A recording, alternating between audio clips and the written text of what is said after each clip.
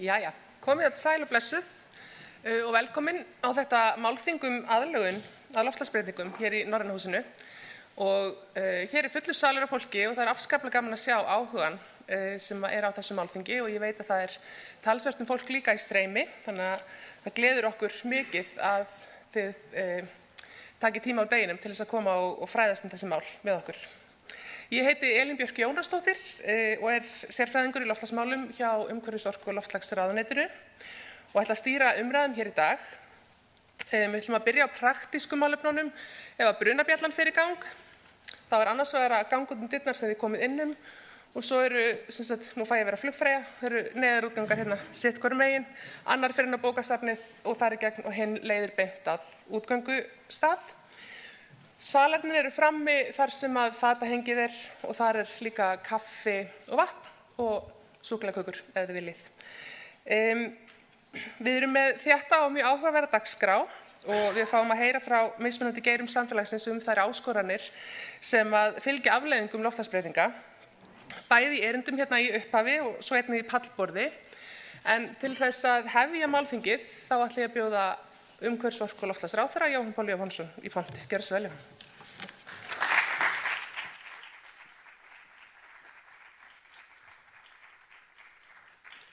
Kæru gestir, gaman að sjá ykkur svona mörg hérna í dag.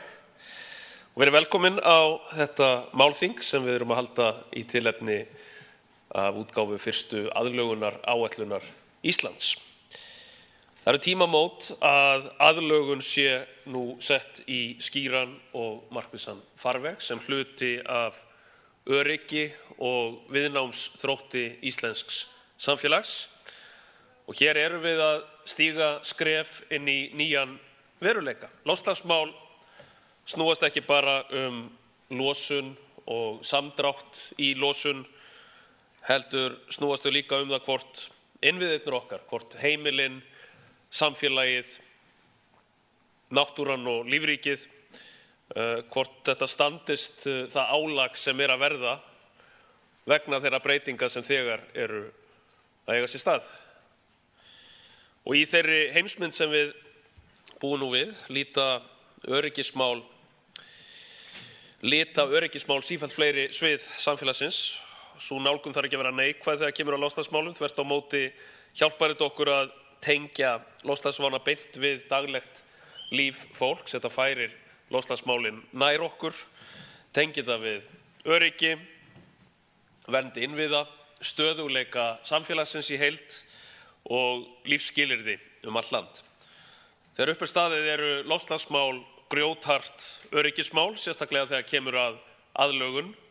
Þau snúast efnahagslegt öryggi, matvælaöryggi, orkuöryggi og lífsgæði okkar Íslendinga.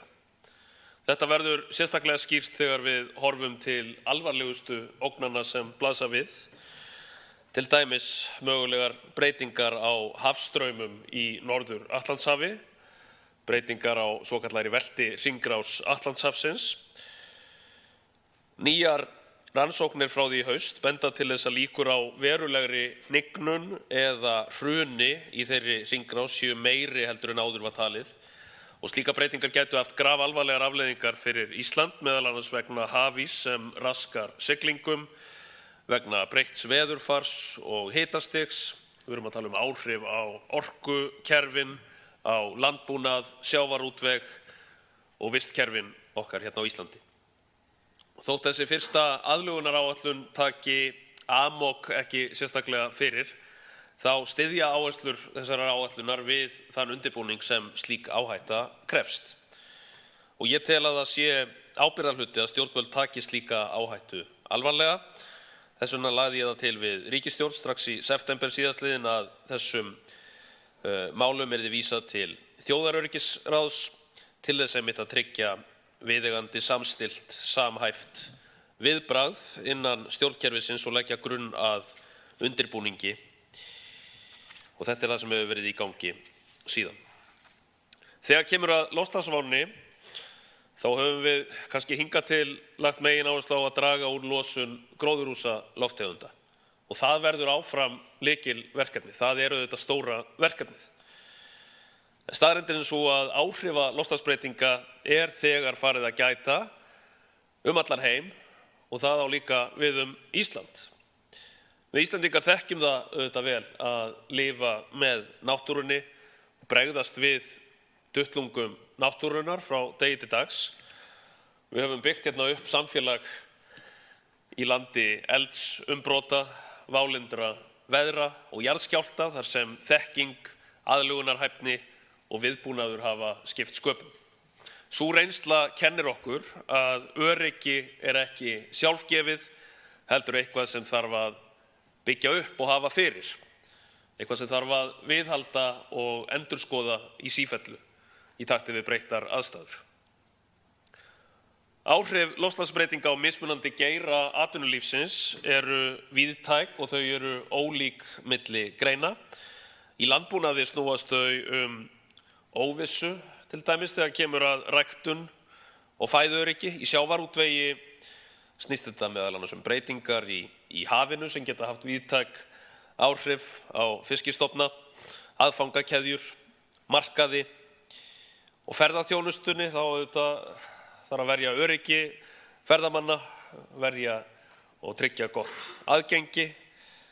Í fjármálakerfinu þar þurfa vátryggingar og áhættumat að taka mið af nýjum veruleika vegna loftslagsbreytinga og sem eyja sem treystir í verulegu mæli á erlenda markaði og aðfangakeðjur erum við sérstaklega viðkvæm fyrir loftslagsáhrifum sem eiga sér stað utan landsteina. Aðlögun er þess vegna ekki aðeins innlent verkefni heldur hluti af efnahagslegu og samfélagslegu öryggi Íslands í alþjóðlegu samhengi. Og árangursrík aðlögun að breyttu loftslagi verður að byggja á traustum gögnum og í þessari fyrstu aðlögunaráætlun er lögð gríðarleg áhersla á þetta að byggja upp sterkan þekkingargrunn sem er gríðarlega mikilvægt til þess að undirbyggja aðlögunar aðgerðir til framtíðar. Og margar þeirra fjárfestinga sem bíða okkar, hvort sem það eru flóðavarnir, framtíðarskipulag byggðar, vegaframkvæmdir eða nýjar leiðir og nýjar aðferðir í landbúnaði, allt þetta krefst skýrrar forgangsröðunar á grundvelli gagna, greininga og stefnu. Þær greiningar sem við vinnum nú munu leggja grunninn að markvissum framkvæmdum á næstu árum og tryggja að opinberir fjármunir nýtist þar sem þörfin er mest. Og á þessu stigi höfum við ákveðið að forgangsraða 6 verkefnum. Í fyrsta lagi er lykilatriði að við tryggjum vöktun íslenskrar náttúru með tilliti til áhrifa loftslagsbreytinga. Í öðru lagi þá ætlum við að hraða gerð viðkvæmni og áhættumats fyrir íslenskt samfélag og mismunandi atvinnugeira. Í þriðja lagi þá verðum við að aðlaga samgönguinnviði að áhrifum loftslagsbreytinga. Í fjórða lagi munum við efla loftslagsþjónustu, þar á meðal hjá Veðurstofu Íslands með gagnagátt fyrir náttúruvá og með aukinni áherslu á miðlun og samstarf. Í fimmta lagi þarf að auka og efla getu sveitarstjórnarstigsins í þessu samhengi. Í sjötta lagi þá eflum við náttúrumiðaðar lausnir bæði til þess að auka þanþol vistkerfa frammi fyrir loftslagsbreytingum og stuðla að aukinni kolefnisbindingu. Markmið aðlögunar áætlunarinnar eru skýr, að efla viðnámsþrótt og öryggi íslensks samfélags. Kæru gestir, með þessari áætlun erum við auðvitað ekki að gefa afslátt af baráttunni gegn losun. Það verður áfram stóra verkefnið. En aðlögun er ekki einhver valkostur í stað samdráttar í losun. Við verðum að gera hvort tveggja í senn. Loftslagsbreytingar eru hnattrænar í eðli sínu en áhrif þeirra eru staðbundin. Þess vegna krefst aðlögun samvinnu milli ríkis, sveitarfélaga, atvinnulífs og almennings. Og þess vegna er samtalið hérna í dag gríðarlega mikilvægt og ég hlakka til að heyra frá þátttakendum sem koma úr ólíkum áttum. Takk fyrir.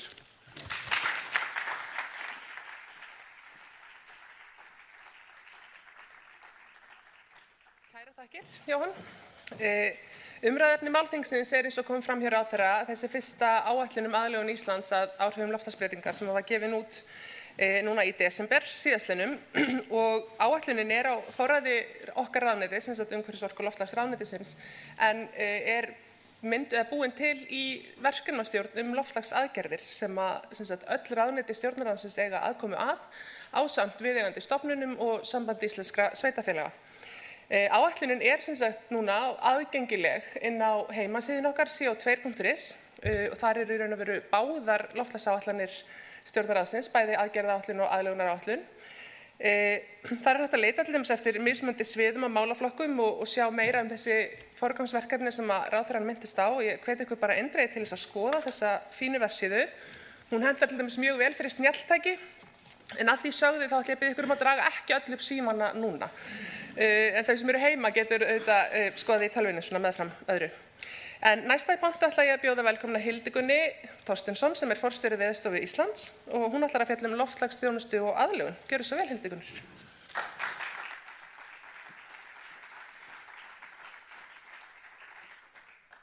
Takk kærlega og það er gaman að vera með ykkur hér að þessu tilefni, gaman að skoða og lesa þessa aðlögunaráætlun og mikið af mikilvægum verkefnum þarna. Enda erum við þjóð sem býr og heimur sem býr í breyttu loftslagi. Og breytt loftslag skapar aukna áhættu. Við erum að sjá bæði breytt loftslag, breytt úrkomumynstur og auknar veðuröfgar. Og það þýðir aukin náttúruvá af ýmsu tagi, aukin tíðni og umfang öfgakenndra veðuratburða, hopun jökla allt land og því sem því fylgir, hækkandi sjávarstaða og hlýnun og súrnun sjávar. Og að þessu meiði þá hafið flest séð fréttirnar í byrjun árs að árið 2025 var hlýjasta ár í skráðri sögu Íslands veðurmælinga. Og þá var meðalhiti 1,1 gráða yfir meðaltali áranna 1991 til 2020. Þetta voru 9 mánuðir af 12 voru með hita yfir meðallagi og maí var langt hlýjasti mánuður frá upphafi mælinga. Og vorið það hlýjasta frá upphafi líka. Júlí jafnaði hitametið frá 1933 og við vorum með stóra hitabylgju frá 13. til 21. maí. Og það voru hámarks hitamet sett allt land, ekki bara sumarið, heldur líka á aðfangadag á Seyðisfirði. Og þessi hitabylgja, þessi meiri veðuröfgar og hitabylgjan, við eigum von á meira af svona. Það var hópur vísindafólks frá World Weather Attribution sem skoðaði þetta meðal annars með fólki frá Veðurstofunni en líka Hollandi, Danmörku, Svíþjóð, Bretland og Bandaríkjunum og skoðuðu þessa hitabylgju og skoðuðu líkurnar á að fá svona hitabylgju á þessum tíma í núverandi loftslagi og fyrra loftslagi og svo framtíðarloftslagi. Og það sem var óvenjulegt við þessa hitabylgju var hve snemma hún kom, þannig miðjan maí, hversu lengi hún stóð og hversu víðtæk áhrifin urðu. Og ef við skoðum þessar tvær myndir, neðri myndin meðal maímánuður á Íslandi og svo fyrir ofan hvernig þetta leit út í maí 2025. En vegna loftslagsbreytinga þá eru svona hitabylgjur núna 40% líklegri en þær voru og 3 gráðum heitari. Og ef við skoðum aftur í tímann fyrir 100 árum, þá eru líkurnar á svona hitabylgju það litlar að það er ekki hægt að setja einhverja líkur sem hægt er að skilja. En í núverandi loftslagi, og þegar ég tala núverandi loftslag, þá erum við að tala hlýnun upp á svona 1,3 gráður. Eru líkur 1% á ári að svona hitabylgja komi fyrir. Og ef hlýnun heldur áfram eins og framhorfir og nær 2,6 gráðum og við erum nú að stefna í meira en það, 2,8 held ég, þá verða svona hitabylgjur að minnsta kosti 2 sinnum algengari og ekki bara algengari, heldur heitari. Þær verða 2 gráðum heitari en þessi sem var í fyrra. Og við erum líka með breytt úrkomumynstur og breytt úrkomumynstur getur aukið hættu á skriðum og við horfum aftur til rigningartímabilsins 2020 í desember á Seyðisfirði. Þá þá var þar aftaka úrkoma í marga daga og við fengum þá heildarúrkomu upp á 733 millimetra en svona í samanburði þá meðal úrkoma í Reykjavík 860 millimetra og 1300 millimetra allt árið á Seyðisfirði. Þannig við fengum meira en helmings úrkomu á þessum fáum dögum sem að bleytti jarðveginn, gerði hann óstöðugri og orsakaði þessar skriður. Og þetta ekkert einsdæmi og til eins og ég vitni aftur í glæðinu sem var daginn, það var hitamet aftur á Seyðisfirði núna á aðfangadag. Þetta var jólagjöf Seyðisfirðinga en sem betur fyrir var ekki sama rigning. En þannig að ef við værum í kaldara loftslagi þá væri meiri líkur á að þessi úrkoma væri ekki rigning heldur snjór og það skapar ekki sömu skriðuhættu. Þannig að nú þurfum við að horfa á þessa hluti á annan hátt. Og við erum líka að horfa á hópun jökla allt land. Það myndirnar hér, Emily Tottmann var á ferðalagi landið árið 1931 og tók þessa mynd af Morsárjökli hjá Vatnajökli og Hrafnhildur Hannesdóttir jöklafræðingur frá Veðurstofunni var þarna 2019 og tók mynd frá sama sjónarhorni og það sést greinilega hversu mikið jökullinn hefur hopað. Og þetta ekki bara Morsárjökull, þetta eru jöklar allt land. Ef við skoðum hérna mælingar á flatarmáli jökla frá 1885 og til 2025, þá sjáum við að allir jöklar að fara á sama veg. Og þetta skapar aukna áhættu. Það breytast jaðarlón og sporðlón við þessa jökla. Og þessi áhætta ekkert langt frá okkur, eitthvað sem við erum byrjað að takast á þetta núna. Til dæmis Hafrafellslón við Langjökul. Þar lónið alltaf að stækka út til að jökullinn að hopa.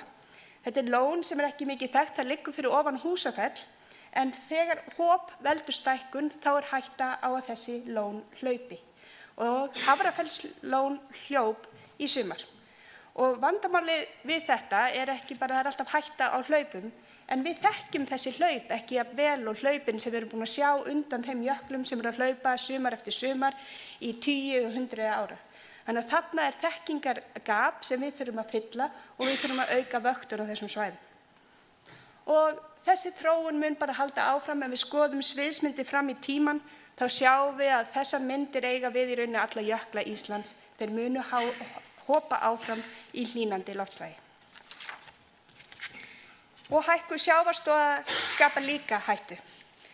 Þessi fréttir hérna frá 2020 þegar flóðum í Garði og mæðgum og köttum sem betur fer bjargað út úr húsinu, en við sjáum að það meiri hætta á þessum flóðum þegar fram líða stundir. Og hérna mynd frá loftslagsatlasnum sem Veðurstofan heldur úti með sviðsmyndum hvernig loftslagssviðsmyndir fram í tímann hvernig umhverfi okkar mun breytast. Og þetta 50 ára flóð miðað við núverandi aðstæður og þá sjáum skárendur línunar sýna hvernig það spáð fyrir að það dreifist byggðina.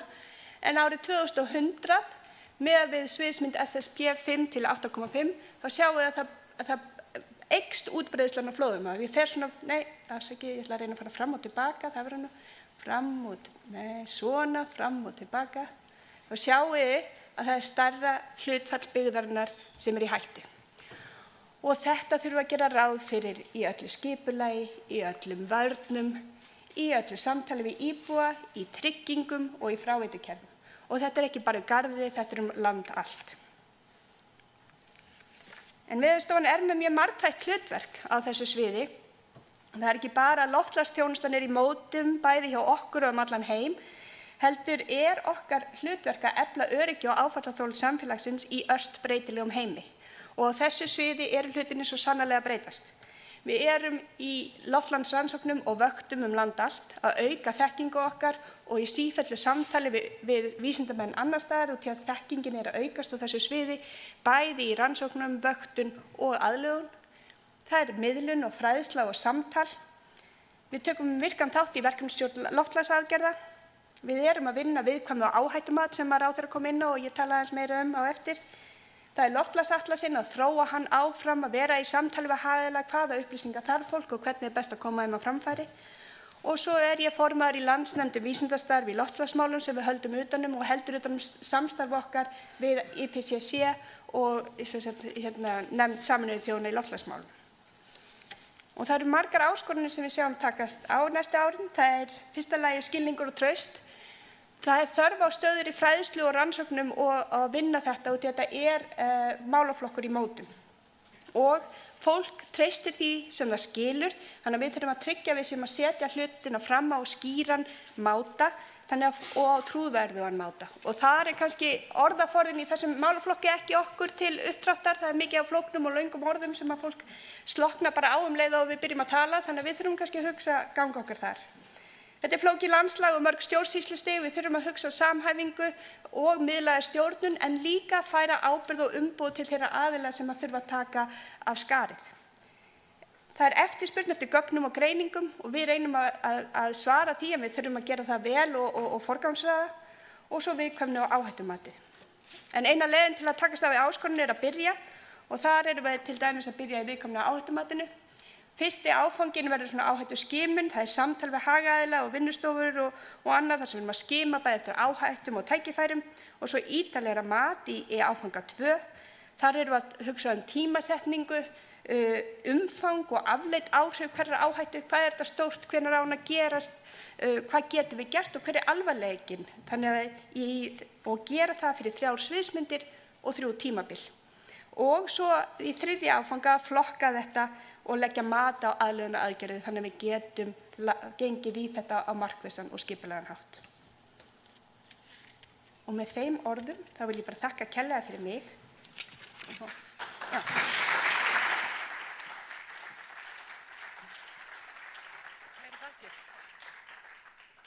Til fyrirmyndar þessi tímastjórnun hjá Hildigunni. Þetta mér finnst alltaf áhugavert að sjá svona samantektir á þessum vám sem við stöndum frammi fyrir. Það minna okkur ekki síst á hvað mikið umleikis og mikið til að vinna að. Hvort að mér finnist eðlilegt að Garður sé ekki bara þekktur fyrir að vera mjög hvass og vindasamur, ég syns alveg þar upp, heldur líka orðið svona sveitarfélag sem þekkt fyrir flóð, það kannski annað mál. En þetta minnir okkur á að þetta hefur víðtæk áhrif víðs vegar í samfélaginu. Og þá ætlar Páll Kolka Jónsson að koma frá Vegagerðinni og koma og ræða hvernig við förum yfir framkvæmdir í Vegagerðinni, hjá Vegagerðinni. Gjörðu svo vel. Og gaman að vera með ykkur í dag. Nú ætlum við kannski aðeins að færa og fengum við svolítið stóru myndina, hvað að fara að gerast og hvernig við nálgumst það á vísindalegan hátt. En nú ætla ég að horfa aðeins inn á við og hvernig við færum það niður á samgöngukerfið okkar. Og ég kalla þetta þessu dramatíska nafni að takast á við óvissuna. Svo þetta þetta óvissa en við erum að vinna, Vegagerðin erum að vinna að skipulagi, alltaf 100 árum fram í tímann og einhvern veginn þurfum við að höndla óvissuna því hvað gerist og við erum ekkert óvön því. Við erum alltaf að taka inn einhver óvissu óvissum fólksfjölda, óvissum byggðaþróun, óvissum umferðarþróun og annað slíkt. Þannig að þetta er svona ein óvissan enn sem við tökum inn í okkar skipulag. Og það er afsakað, ég tók þessa töflu bara beint upp úr þessu skýrslu frá 21 sem vinnum var á Ástu Þorleifs og fleirum af því að ég er umhverfismaður og vinn í hringrásarhagkerfinu, þá ákvað ég bara að nota hann aftur. En út af því að hún er ágæt og hún lýsir svona kannski þessum helstu áhættum eða breytum, aukningu eða hvað sem við viljum kalla það í vegakerfinu hjá okkur þó sérstaklega en líka á sjó og við strandsvæði. Og svo setti ég inn alls konar dramatískar myndir öðru hverju þannig að við erum ekkert óvönir að því að takast á við veðurtengda atburði eða skyndilega atburði hjá Vegagerðinni. Við erum meira sem bara frekar góðir í því þótt ég segi sjálfur frá en við þurfum einhvern veginn svona að ná inn ennþá betur skipulaginu til lengri tíma. Og við erum náttúrulega að horfa á svona tvenns konar breytingar og það eru svona einhverjar hægfara breytingar sem við getum bara tekið inn svona jafnóðum inn í okkar rekstur. Bara hluta þeirri svona rekstrarlegu óvissu sem við búum almennt við með veðurfarið á Íslandi. Við hugsum eins og vetrarþjónustu eða sumarþjónustu eða annað slíkt. En veturnir eru mjög mismunandi hjá okkur og við höfum jafnvel þurft að kalla út vetrarþjónustuna í júní og júlí. Þannig við það er alveg svona eitthvað sem við getum aðlagað hægt og rólega en kannski reynt að sjá fyrir hvaða verða stærstu breytingarnar svona til 10, 20, 30 ára til að taka inn í okkar þá skipulag og samningu við verktaka og annað. Og svo það þessi skyndiatburðir, flóð eða einhver svona meiri dramatík, skriður og þá aukningu og tíðni í þeim og hvernig við tökumst á við það og hvernig hvernig við hugsum þá ný mannvirki sérstaklega til þess að geta tekist á við fleiri og öðruvísi skyndiatburði. Áður en ég held áfram, þá bara best að taka það fram að við erum nú þegar að vinna með loftslagsbreytingar í okkar hönnunarforsendum og skipulagi, bara svo það sé alveg klárt. Við höfum til dæmis breytt hönnunaviðmið fyrir brýr, þannig að nú er tekið inn stærri flóð eða 100 ára flóð í staðinn fyrir 50 ára flóð og við erum að vinna svona langtíma líkön, við erum að gera sjóvarnir eða vegi og strandsvæði með annað slíkt til þess að reyna að taka inn í hvernig við þurfum að hafa mannvirki þannig að það dugi fyrir þær áhættur sem verða fram á við, ekki bara það sem við þekkjum aftur á við og við erum líka umsagnaraðilar skipulag á lágstrandsvæðum og við höfum aðlagað þær breytur í átt að hækkandi sjávarborði, búin að hækka þau viðmið og svo höfum við líka gert breytingar ekki bara út af loftslagsbreytingum í burðarlagi og svo halla á skeringum, þá erum við að hugsa svona grjóthrun og annað slíkt. En við þurfum náttúrulega svona bættar forsendur, kallaði þetta rosa dramatískt, skiljiði, en út af því að við þurfum náttúrulega að hafa gögnin eins góð og við getum til þess að geta tekið þetta almennilega inn og þá er náttúrulega vinnan Veðurstofunnar alveg lykilatriði þarna inn, þannig að við erum augljóslega ekki fagaðilar í því að meta hverjar breytingarnar verða en frekar hvernig við getum tekið það inn í mannvirkin og samgöngukerfið og líka bara hvernig við sinnum okkar grunnhlutverki sem er það að tengja saman fólk og atvinnustarfsemi og það gleymist oft í geirasamtali og öðru slíku þegar vera áhættumeta að það er náttúrulega ef samgöngurnar detta niður á milli byggðarfélaga að þá erum við fyrst í einhverjum almennu vandræðum Svo ég aðeins auki á draman. Það var nú eiginlega tilgangurinn að minnka draman af því að það er mér mjög umhugað á svona afdramatisera loftslagsbreytingar út af því að við erum bara að hugsa þetta sem þetta er bara enn eitt hluturinn sem við þurfum að taka inn þegar við erum að skipuleggja til langs tíma og þá verður þetta ekki eins dramatískt. Ofur einföldun. Og svo er eitt sem er mjög mikilvægt að hafa í huga að það er að við þurfum líka að hafa rökstuðninginn fyrir því ef við þurfum að byggja stærri mannvirki eða eitthvað annað slíkt að það þarf að vera rök fyrir því að þau séu byggð stærri, þetta er að takast á við óvissuna. Ef við erum að hugsa brú sem dæmi sem er byggð til 100 ára þá þurfum við að reyna að taka inn óvissuna yfir þessi 100 ár. Það er ekkert einfalt af því að vatnasvið svara loftslagsbreytingum mismunandi hátt eftir eðli og annað slíkt. Þannig að stundum þarftu stærri mannvirki og stundum minni mannvirki. En hins vegar þú ert að hanna veg sem dæmi sem er hannaður þannig að eftir 30 ár þá er búist við því að þú ert að byggja veginn aftur. Þannig að burðarlagi farið og annað slíkt borgar sig að byggja veginn frá upphafi þannig að hann eigi að takast á við óvissuna í loftslagi til næstu 100 ára. En það eigum við bara að taka áhættuna innan gæsalappa og eftir 30 ár að skoða stöðuna, hann er kannski miðum við að hann sé þolinn næstu 30-40 ár og þegar komin í tími til þess að endurbyggja veginn þá þurfum við að taka stöðuna aftur. Og þetta er náttúrulega hluti af því að nýta bæði fjármagnið en það tengist þú líka inn í að draga úr kolefnisspori mannvirkjanna. Það þarf að tóna þetta vel saman, þannig að það þýðir ekki alltaf bara að byggja stærra fyrir öryggisins vegna til þess að vera með vaðið fyrir neðan sig. Það er þessi rökstudda ákvarðandag og það er það sem við erum að sú vinna er að fara svolítið á stað hjá okkur að hvernig við komum þessu inn í kostnaðarmatið.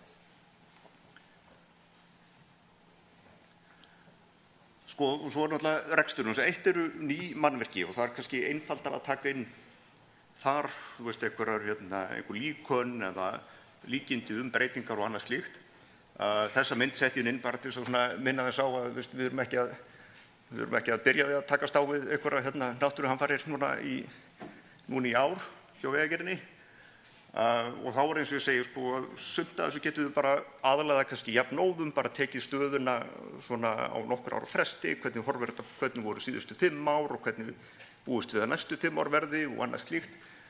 En það er kannski mikilvægt að við höldum vel utanum og séum í góðu samtali þá er það þessi minni atvik eins og ég kalla þess að við erum með stór flóð, stóra skriður og annað slíkt, það vel kortlagt hjá okkur, en það kannski frekar ef þú ert með grjóthrun, jafnvel sem strákarnir okkar eða fólkið sem vinnur í þjónustunni hjá okkur fer jafnvel bara og mokar hann út á þess að bara þess að þeir eru á leiðinni framhjá og bara þetta eru menn sem láta verkin tala. En við þurfum að skrásetja þetta betur. Þetta skrásett nú þegar hjá okkur og sérstaklega svona stærri atvik. En við þurfum að halda vel utan þessu minni atvik til þess að geta séð þó einhver trend fram í tíma.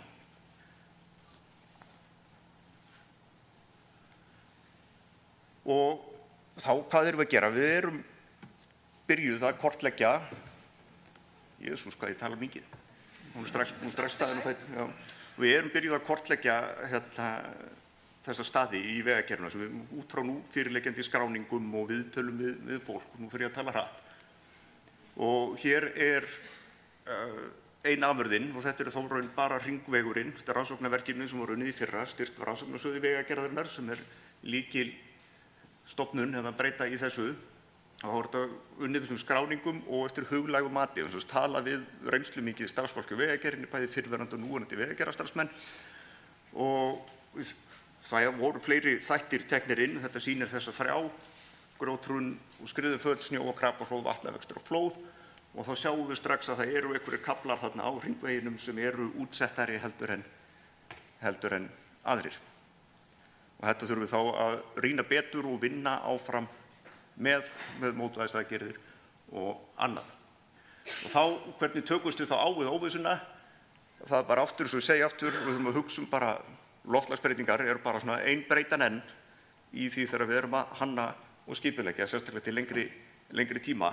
Og við þurfum þar eins og annar staðar að taka rökstuddar ákvarðanir mannvirkið, hvort það stærra, hvort það sé minna eða hvað sem Og svo horfum til okkar, við þurfum kannski að draga þá ennþá frekar fram hjá okkur, þetta nú þegar inn í okkar hönnun og skipulagi, en það hefur kannski ekki verið alveg nógu sýnilegt.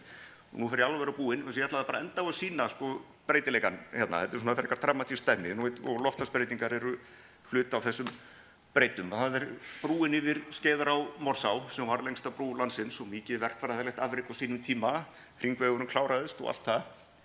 En svo færði Skeiðará sig, meðal annars út af hópun jökla og þá var þessi 880 metra brú óþörf og út af því að það voru náttúrulega til góð mæligögn og spár framtíðina og annað slíkt að þá gátum við tekið þessu rökstuddu ákvörðun að þessi 70 metra brú og hún bara dugar. En hins vegar að því að áin færði sig yfir í Gígjukvísl, þá var meira vatn í henni, þannig að hún fór að grafa sig niður. Þannig að þar þurftum við þá bregðast við því að stólparnir voru á leiðinni upp úr ánni. Þetta bara svo skemmtilegt sem sýnir hvað bæði að þú stundum þarftu bara minni mannvirki og að breytingarnar eru mismunandi eftir því hvar þú ert, jafnvel þótt þú sért þarna á tiltölulega litlu svæði. Takk.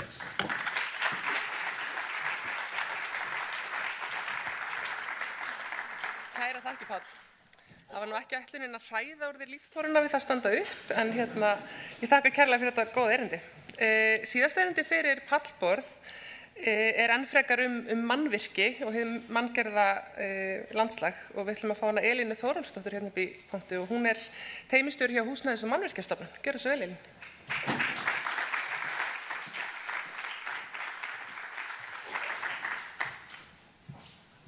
Já, góðan daginn og takk fyrir að fá að vera með ykkur hérna í dag. Í dag ætla ég að fjalla aðlögun mannvirkja að loftslagsbreytingum með áherslu á norrænt samstarf, regluverk og þau tækifæri sem felast í að vinna þessa áskorun sameiginlega. Mannvirki eru ein stærsta fjárfesting samfélagsins og jafnframt langtíma fjárfestingar sem standa oft í 50 til 100 ár eða lengur. Og loftslagsbreytingarnar eru þegar farnar að hafa áhrif á forsendur hönnunar, staðsetningar, endingar, öryggi og rekstur mannvirkja. Þetta kallar á heildstæða nálgun að samfélagslegri vernd þar sem rammar mannvirkjagerðar þróast samhliða breyttum loftslagsforsendum. Hjá teymi starfsumhverfi mannvirkjagerðar þá vinnum við að því að sameina rannsóknir, tæknilega þekkingu og regluverk með sjálfbærni að leiðarljósi.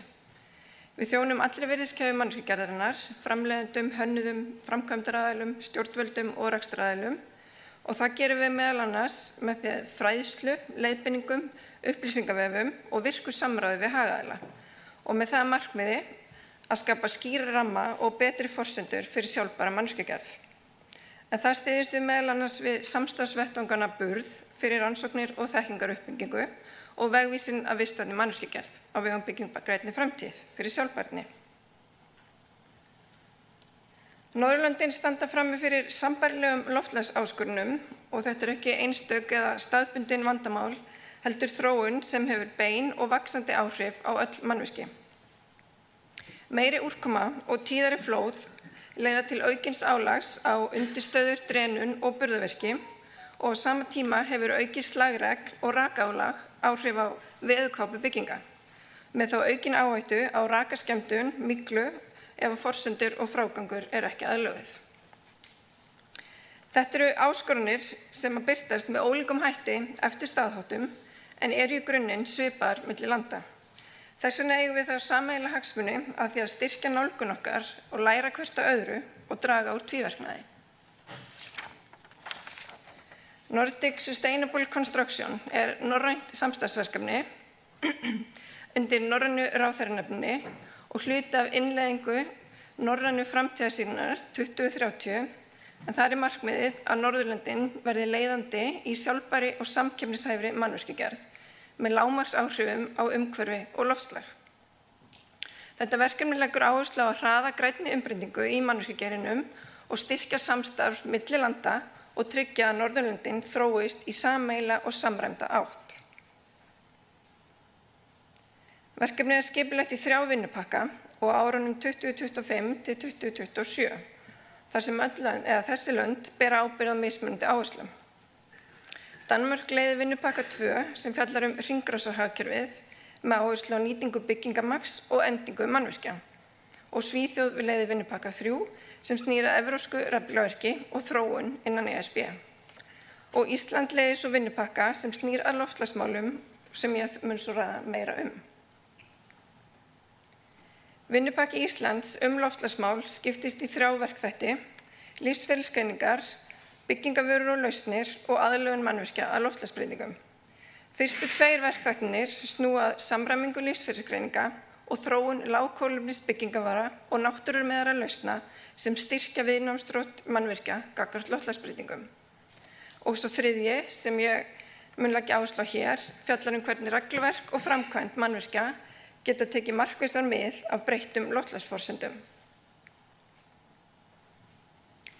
Í þessum 3. vinnupakka þá snýr vinnan að því að skilja hvernig loftslagsaðlögun birtist í dag í regluverki og framkvæmd og hvernig við getum styrkt þá nálgun til framtíðar. Fyrst er unnin kerfisbundin kortlagning á verklagi og regluverki Norðurlandanna og þar berum við saman byggingarreglugerðir landanna, greinum þróun og væntanlega breytingar og drögum fram bæði veikleika og tækifæri til umbóta. Mikilvægur hluti þessara vinnu er síðan einnig að miðla góðum starfsháttum milli landanna.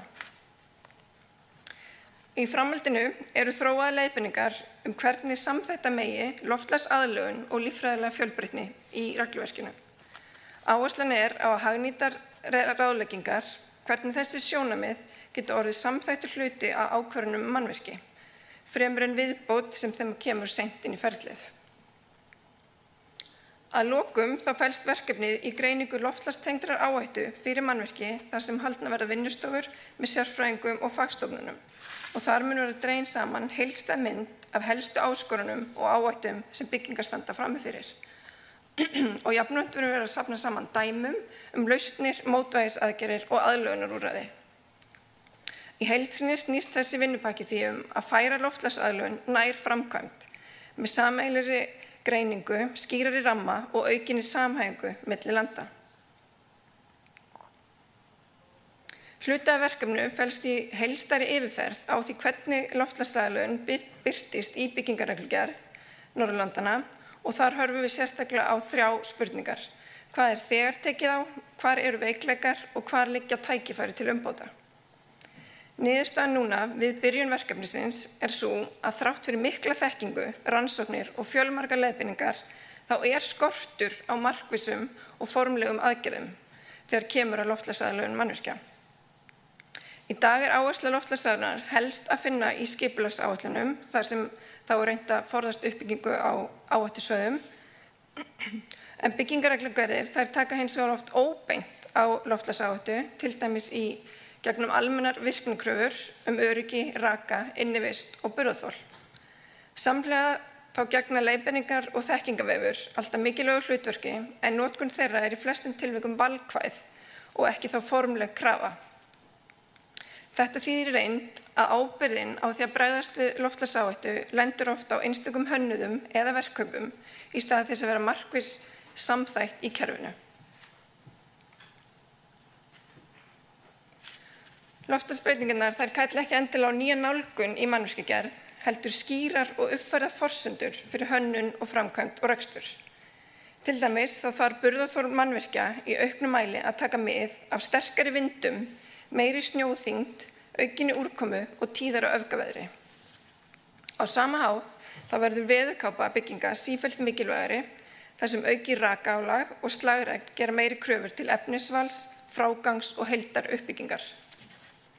Þetta kallar á breyttar loftslagsaðstæður á endurskoðun á nálgun í loftræsingu og innivist með tilliti til þá ofhitnunar, loftgæða og samspils við orkunotkun. Og það verður jafnframt mikilvægara að stýra koltvísýringsstyrks innanhús með skilvirkum og vel stilltum loftræsilausnum. Þetta sýnir ennfremur hvernig loftslagsaðlögun birtist ekki sem sértæk lausn, heldur sem hluti af heildrænni nálgun í mannvirkjagerð. Á Íslandi þá loftslagsaðlögunum hluti af vegvísi af vistvæntri mannvirkjagerð sem inniheldur 90 mismunandi aðgerðir.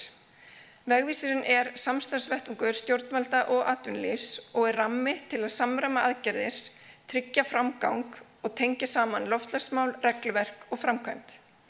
Norræna samstarfið styður við þessa vinnu og styrkir samanburð og lærdóm milli landa.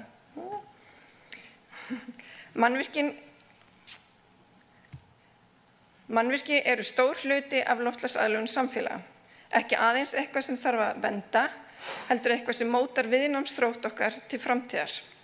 Aðlögun snýst því ekki einhverja fjarlæga framtíð, heldur þær ákvörðunir sem við tökum í hönnun, regluverki og framkvæmd í dag.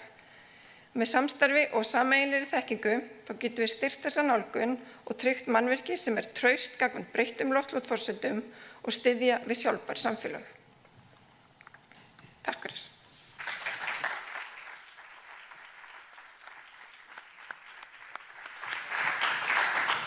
Kæra þakkir, Elín. Ég hef ekki heyrt orðið slagregn áður. Mér finnst það mjög skemmtilegt. Nú komið að pallborðinu hjá okkur og ég ætla að biðja gestina okkar sem ætla að koma í pallborðið að koma bara og fá sér hérna sæti. Við ætlum að spjalla við þau Aðalheiði Snæbjarnardóttur sem sjálfbærnistjóri Landsbankans, Finnur Ríkharð Andrason, sérfræðingur hjá Sambandi íslenskra sveitarfélaga, hljóp í morgun í skarðið fyrir Ragnhildi Friðriksdóttur sem veðurteppt á Sauðárkróki.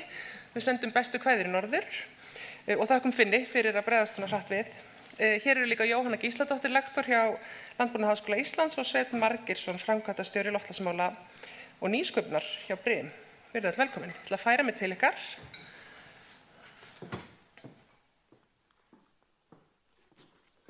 Við ætlum að, heyrist í mér, já. Við ætlum að hafa þetta þannig að þau ætla að kynna sig og segja okkur svona frá helstu verkefnum sem að koma þeirra borð og hafa tengiflöt við aðlögun að loftslagsmálum. Og svo bara megið þið gjarnan rétt upp hönd og spyrja spurninga og við komum mikrofónu á milli fólks. Þannig að endilega ef þið eru með spurningar fyrir þetta allt ágæta fólk þá bara takið þær niður. Velkomin öll. Takk fyrir að vera hérna. Við lögðum þetta upp að þið fengið smá tíma til að kynna ykkur aðeins. Það kannski þykir skrítið að vera með konu sem starfar í banka og einhvern frá sveitarfélögum, Landbúnaðarháskólanum og svo sjávarútveginum í sama pallborði en þetta sýnir bara þennan þverfræðileika og fjölbreytileika í þessum málaflokki. Aðalheiður, gjörðu svo vel. Já, takk fyrir og takk fyrir að bjóða mér hingað í dag. Ég starfa í Landsbankanum í sjálfbærnimálum eins og kom fram hérna áðan. Þannig ég er ekki alveg hefðbundinn bankastarfsmaður en mitt daglega starf snýst bara að sjálfbærnimálum bankans og það að sjá skuldbindingar bankans í sjálfbærnimálum, hvort sem það eru valkvæðar eða eitthvað sem fellur undir regluverk sem bara nýtilkomið að því að bankinn hefur sinnt þessu málaflokki bara af mikilli festu frá 2010 og haft sjálfbært starfsfólk frá þeim tíma í vinnu en regluverki frekar nýkomið fyrir fjármálafyrirtæki. En við erum ekki bara að skrifa skýrslur í vinnunni í sjálfbærniteyminu eins og mjög margir halda. Þetta snýst líka að starfa með öllum öðrum sviðum bankans út af því að sjálfbærnimál náttúrulega snerta á öllu sem er gert. En í samhengi við daginn í dag þá náttúrulega það kannski fyrst og fremst áhættustýring sem þetta snýr að. Og auðvitað það bara áhættustýring að fylgjast með þessum aðlögunar aðgerðum og eins og allar þessar atvinnugreinar sem sita hér núna og sem voru teknar fyrir í skýrslunni eiga það sameiginlegt að fjármagna sig hjá bönkum þannig að hvernig það gengur í landbúnaði, sjávarútvegi og öðrum atvinnugeirum skiptir náttúrulega bara miklu máli fyrir okkur þegar við erum að skoða bara áhættuna við fjármögnun og þá bara kemur að því sem var nú meðal annars minnst á hjá Veðurstofunni að það þessi áreiðanleiki gagna og líka bara framboð á gögnum. Það eitthvað sem hefur svolítið staðið okkur í vegi í sjálfbærnimálum að það sé bara framboð á samanburðarhæfum gögnum og þá sérstaklega á milli allra bankana að það sé ekki bara mismunandi á milli viðskiptabanka hvaða gögn sé verið að nota til þess að meta sjálfbærnitengda áhættu. Og meðan að loftslagsáhætta, umbreytingur og raunveruleg áhætta vissulega komin í þann farveg að vera bara í svona formlegri vinnu hjá áhættustýringu, þá til dæmis náttúrutengd áhætta bara það mikið lengra í burtu að hún bara miklu óljósari og ekki alveg komin þangað. Og þannig að þetta svona eitt sem við erum alltaf að horfa í. Það bara svona þetta framboð á gögnum og áreiðanleiki og síðan það líka að vera samanburðarhæf af því að það hefur verið mjög misvísandi í rauninni reglur sem eru í gangi í sjálfbærni og meðan við erum til dæmis að fjármagna bankan á erlendum mörkuðum þá erum við ekki alltaf samanburðarhæf við erlenda banka sem eru bara komin á undan okkur í innleiðingum á sjálfbærnireglugerðum sem síðan stoppuð út á omnibuspakkanum þannig að bara svona fyrirsjáanleikin rosalega lítill hvernig á að bregðast við þessu, hver á að bera kostnaðinn að bregðast við þessu. Þannig að já, ég skal stoppa hérna. Já, takk. Þegar einhver segir orðið fyrirsjáanleiki þá kinka allir svona sem hafa eitthvað inn í stjórnkerfinu kolli, heyrum þetta mjög oft. Jóhanna, hvað segir þú? Þú kemur frá Landbúnaðarháskólanum? Já, sæl og takk fyrir að bjóða mér, það mjög gaman að vera hérna með ykkur í dag. Alveg eins og þú ert kannski ekki hefðbundin bankastarfsmaður, þá er ég kannski ekki hefðbundin representativ frá Landbúnaðarháskólanum. Ég er ekki með bakgrunn í búvísindum. Ég meira með bakgrunn í svona umhverfis- og auðlindafræði og stjórnmálafræði, þannig ég kem svolítið þeim megin að þessum geira. En landbúnaður mjög áhugaverður geiri til þess að tala saman í samhengi við aðlögun og loftslagsbreytingum og ég hef kannski í mínu rannsóknum meira verið að skoða svona áfallaþol samfélaga. Ég hef verið í samhengi við landbúnaður, verið að skoða stuðningskerfi landbúnaðar, búvörusamninga, opinber stjórntæki og þess háttar. En kollega mínir eru náttúrulega með mér í Landbúnaðarháskólanum að skoða hluti bara eins og kornrækt í framtíðinni og breytt ræktarskilyrði og bara fleiri spennandi hluti. Þannig að við höfum ýmislegt til málin að leggja varðandi þetta samtal og bara hlakka til að eiga það með ykkur hérna í dag. Takk. Takk fyrir. Finnur, gjörðu svo vel. Takk. Gaman að fá að vera með ykkur í dag.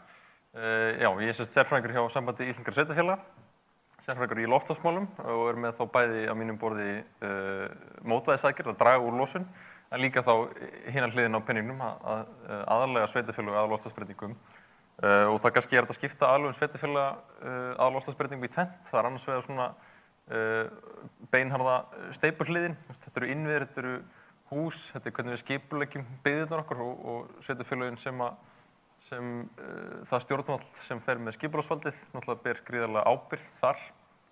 Þannig við þurfum að passa að við séum að taka öll þau gögn sem til eru hjá Veðurstofunni og öðrum opinberum stofnunum og alla þá þekkingu sem liggur í kerfinu og hjá íbúum okkar líka. Íbúarnir náttúrulega þekkja oft miklu betur en einhverju sérfræðingar hvernig aðstæður eru á hverjum stað, bæði físískar aðstæður og félagslegar aðstæður, af því það þá hin hliðin. Við þurfum aðalega þjónustu sveitarfélagana að breyttum aðstæðum. Það hvernig við skipuleggjum okkar samfélag mun þurfa að breytast. Við þurfum að vera með góðar viðbragðsáætlanir ef að stórir atburðir koma upp. Þannig að það er svona aðkoma sveitarfélagana að aðlögun að loftslagsbreytingum og í grunninn snýst hlutverk sveitarfélagana að tryggja öryggi og velferð íbúa í ljósi loftslagsvár.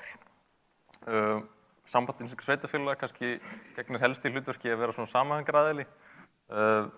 Við höfum bolmagn umfram kannski sveitarfélög sem eru lítil og fámenn til þess að vera með sérfræðiþekkingu. Þannig að það er það sem við getum boðið sveitarfélögum upp á í krafti þessa samstarfs þeirra allra og þannig verið með viðeigandi stuðning til sveitarfélagana, tengt þau saman við þá sérfræðingar sem eru hjá ríkinu, verið með leiðbeiningar og alls konar sniðmót sem að gagna sveitarfélögunum í skipulagsgerð því að skipuleggja þjónustuna sína og svo þetta stundum við hagsmunagæslu fyrir hönd sveitarfélagana til dæmis við gerð aðlögunaráætlunar Íslands. Kærar þakkir. Sveinn, gjörðu svo vel. Já, ég er nú bara sveitamaður og hef verið sveitastjóri í Mývatnssveit og svo er mikil áhuga á peningum. Mér finnst þetta bara pallból algjörlega endurspegla hérna, bara allt það sem ég hugsa um. En svona það var ein glæra sem ég langaði til að fá upp bara stutt, bara svona í bakgrunni. Hún kom inn. Og það sem sagt, Brimi er búið í langan tíma að horfa á loftslagsmálin og svona sjálfbærnimál og í rauninni ætla ég ekki að verja þessari mínútu í að tala mikið um það sem við höfum gert, en svona akkurat það sem við erum að horfa á núna, það er kannski bara spurningin, höfum við sem samfélag náð að aðlagast þeim tækni, eiginlega ekki breytingum, heldur þeirri tækni umbyltingu sem hefur orðið vegna loftslagsbreytinga. Og þar er ég kannski sérstaklega að vísa til, eins og myndin þarna horfir á, sólarpanelar framleiddir í Kína. Kínverjar framleiddu sólarpanela sem búa til meira afl en sirka 3000 Kárahnjúkavirkjanir á síðustu 3 árum. 3000 Kárahnjúkar. Og þetta er algjörlega búið að umbylta orkumarkaði heimsins og er enn frekar að gera það. Og við erum bara farin að horfa á það í rauninni sem sagt, olían er greinilega farin að í rauninni taka mið af miklu lægra raforkuverði. Það hefur svo aftur áhrif á samkeppnishæfni olíu versus raforku á Íslandi og sér í lagi þegar flutningskostnaðurinn sem að endurspeglast mjög vel á Akranesi og hefur nú verið í fréttum núna í Vestmannaeyjum, þegar hann er orðinn kannski 2/3 af heildarkostnaði við raforkukaup, að þá verða, talandi um fyrirsjáanleikann, við fórum fyrir 15 árum síðan fórum við í orkuskipti. Settum við rafskautakatla og landtengingar núna fyrir 10 árum síðan cirka. Fyrirsjáanleikinn er, ef við hefðum séð fyrir hvað hefði gerst, þá hefðum við sennilega aldrei tekið allavega efnahagslega ákvörðun í þá veru, því miður. Þannig ég held að þarna sé mjög, mjög mikilvægt að horfast í augu við það að tækni umbyltingar vegna loftslagsbreytinga eru að gjörbreyta í rauninni bara aðstæðum í efnahagslífi á Íslandi, sem svo aftur hefur áhrif á það hvernig við aðlögumst að loftslagsbreytingum per se. Takk fyrir. Já, nú er komið að ykkur að halda áfram með samtalið, en mér langar aðeins að minnast á að ráðherra talaði þetta hérna um þessi svona forgangsverkefni í aðgerðaáætluninni eða aðlögunaráætluninni sem sagt, og þau snerta nú eiginlega ykkur öll svona einhverju leyti og ykkar geira vegna þess að það er talað til dæmis um kerfislæga áhættu og slíkt þar sem við tölum um mögulega fjármagn og banka, og svo eru þetta á að gera áhættumat fyrir eða viðkvæmni áhættumat fyrir landbúnaðar og sjávarútveg og styrkja sveitarfélögin. Bara svona til að byrja, svona helstu áskoranir bara sem að þið sjáið svona kannski á næstu 3-4 árum af því það sem við tölum mikið um og þið talið um svona þessi gagnadrifna ákvarðanataka. Við þurfum alltaf einhvern veginn að geta byggt á gögnum. Breytingarnir eru svo hraðar að við svona höldum kannski ekki endilega í, ekki alltaf. Hver eru svona helstu í ykkar geirum bara áskoranirnar sem að þið sjáið svona næstu bara 3-4 árin? Við getum byrjað hérna á endan hjá Sveini núna. Sko, ef ekki bara byrja á, segjum bara makríl og kolmunna. Til dæmis. Tvær tegundir sem auðvitað hafa bara verið að breyta göngumynstur á síðustu árum. Líklegast að hluta til vegna breytinga á hitastigi sjávar. Það hefur síðan valdið, þetta flókið mál, en það alveg ljóst að það búið að vera svona strategísk ofveiði til dæmis á makríl af hálfu ýmissa sem að ala hann upp, getum við sagt, til að halda honum heima. Það ekkert launungarmál í því, bara að gera tala með þetta eins og þetta er. En þetta eitt, síðan auðvitað til lengri tíma alveg ljóst að súrnun sjávar er áhættu þáttur, það liggur algjörlega fyrir. Síðan sko, við fórum í gegnum þetta við gerð síðustu áskýrslu, það má segja að þessar raunáhættur eru auðvitað kannski aðeins lengra í burtu, má segja, en umbreytingaáhætturnar, löggjöfin og bara allt starfsumhverfið, það auðvitað risa áhætta í því. En það má segja svona í stóru myndinni þá sjáum við ekki kannski til skemmri tíma að loftslagsbreytingar muni hafa stórvægilega áhættu í för með sér, ekki beina raunáhættu, en til lengri tíma þá þetta mjög vel þekkt. Og ég bara verð að segja, ég fagna sannarlega því að áætlunin sé komin út. Og við höfum alltaf lagt áherslu og ég legg ríka áherslu á það að auka samstarf í rauninni á milli fyrirtækja í hinum mismunandi geirum og síðan þeirra sem að, ef maður segja, svona magnbinda og miðla þekkingunni. Vísindin, það að segja. Finnur. Já, sko, þegar það kemur að sveitarfélögunum þá myndi ég segja helstu áskoranirnar séu, eða það eru tvær áskoranir sem standa upp úr. Það er í fyrsta lagi að auka skilning hjá sveitarfélögunum á vandanum, á loftslagsbreytingum, auka þekkingu á því hvernig þau geta brugðist við, átt að sjá því hvaða tól höfum við í höndunum til þess að gera þau breytingar sem við þurfum að gera til þess að bara tryggja öryggi okkar íbúa. Og svo í öðru lagi þar að framkvæma þessar breytingar. Og það er kannski, þetta eru tvær áskoranir og hin önnur þeirra fyrri þarf að koma fyrst. Við þurfum að passa það að sveitarfélögin séu í stakk búin til þess að framkvæma áhættu og viðkvæmumat fyrir sitt sveitarfélag. Og eins og við sáum á myndum frá Hildikunni áðan að þá bara eru þessar áskoranir mjög mismunandi eftir sveitarfélögum, eftir svæðum. Á einu stað eru það sjávarflóð, á öðru stað eru það skriðuföll. Og þetta eru rosa eðlis ólíkar áhættur. Þannig að þessi grunnur, þessi áhættu viðkvæmumöt sem sveitarfélögin munu þurfa að framkvæma verða grunnurinn að því að þau geti átt að segja á því hvað þarf svo að gera, hvað þarf að framkvæma, hvaða deiliskipulagi þarf að breyta, hvaða vegi þarf að færa, hvaða byggingar eru í hættu og svo framvegis. Og áskorunin þar á baki, ef við förum eitt lag neðar, það er í rauninni smæð sveitarfélaganna. Þau eru mörg mjög lítil og með fátt starfsfólk. Þannig að það er kannski líkt og seinna var að segja, sko, samstarf milli sveitarfélaga og milli stofnana og sveitarstjórnarstigsins sem að verður þá lykilatriði til þess að tækla þessar áskoranir. Takk fyrir. Jóhanna, við ætlum nú kannski ekki að ræða kynbætur í korn. Nei, ég baði að gera það vinsalast ekki. En svona þetta eins og Finnur að segja, bara þekkingin á málefninu og þekkingin á mögulegum lausnum. Bændur eru auðvitað ólíkir bara eftir hvar þeir eru á landinu og hvers konar búskap þeir eru með. Hvernig byrjum við þetta samtal eða hvaða svona áskoranir sérðu? Það þarf náttúrulega bara að fara í rosalega mikla greiningavinnu til að geta hafið samtal við bændur.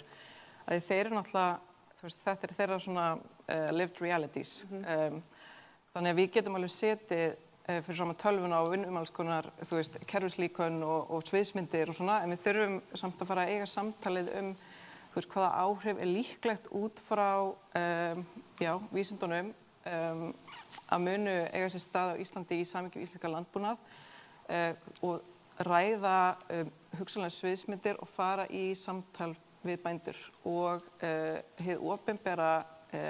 Það er mikilvægt að þau stígi inn í og fara að eiga samtali hvert viljum við stefna, hver á útkoman að vera.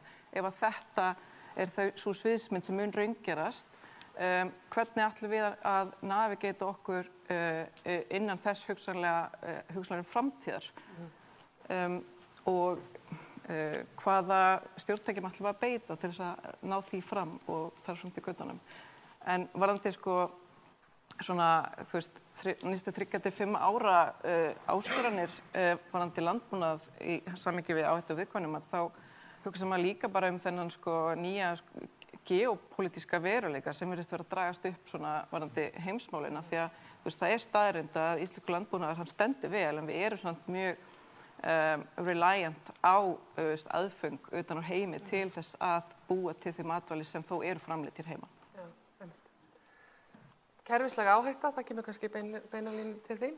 Já, sko, fyrir svona viðskiptabanka á Íslandi næstu 3 til 4 árin, þá það náttúrulega kannski helstu umbreytingar áhættan sem að svona blasir við innan þessara tímamarka og við þekkjum hana og vitum hver hún er.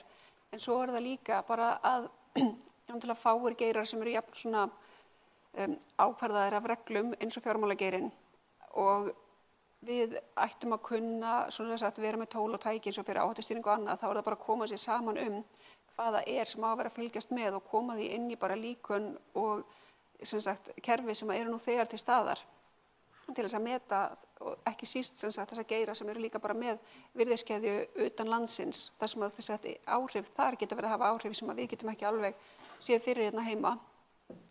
En þannig að þetta en svo eru líka tækifæri þarna. Já, svo eru nú líka tækifæri, þetta náttúrulega ekki allt bara Nei, og næstu tækifæri næstu 3 til 4 árin eru náttúrulega líka, nú komin aðlögunaráætlun og þá hægt að taka kannski samtal með geirunum bara hvar liggi þessi tækifæri eins og með kolmunnan og makrílinn. Nú búið að setja kvóta í kringum makrílinn. Eitthvað tækifæri þar, eitthvað nýtt sem þarf að breyta og eins og í af því að það stendur í áætluninni að einhver botnfiskur hefur hörfað, eitthvað tækifæri þar fyrir aðlögun í sjávarútveginum, togarar verði að uppsjáva skipum, það alveg ýmislegt sem hægt að kortleggja bara í samvinnu við atvinnugreinar og Hljómar vel. Jæja, ekki einhver í salnum með spurningar? Gjörðu svo vel, hérna ein já, svo sé ég 2 þarna. Byrjum hér. Ég þakka kærlega fyrir þetta málþing og þessar samræður hérna. Ég ætlaði bara að grípa orðið það því að þú bendir að nú er það almenn alþjóðleg stefna að samræma stefnur líffræðilega fjölbreytni og loftslagsmál.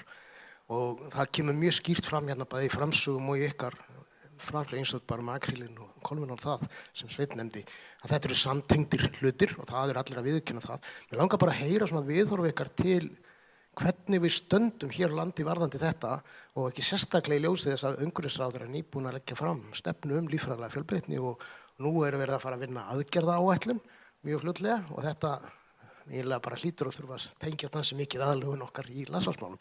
Þannig að þegar við tölum áskoranir, ég kannski bara almennt að tala sýn og ekki síst kannski líka bara gagnvart regluverki sem við erum að sjá eins og alþjóðlega efnahagsmálum sem að ég veit að sumir hérna þekkja mjög vel. Þetta er svona bara til að minna á þessa tengingu. Við tökum hérna 2 spurningar í viðbót og já, og með endilega kynna ykkur líka. Já, Elva og já. Já, sæl Elva heiti ég, framkvæmdastjóri Festu.